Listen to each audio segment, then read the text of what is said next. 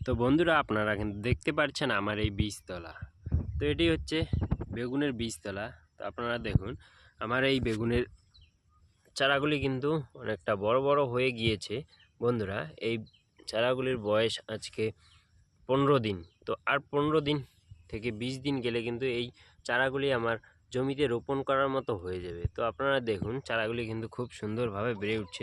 তো বন্ধুরা, কিছুদিন আগে বৃষ্টির জন্য আমার এই চারাগুলিতে কিন্তু গোড় পচা ধসা লেগেছিল। তো আমি সেটি দমনের জন্য ক্লিলাক্সিল ব্যবহার করেছিলাম।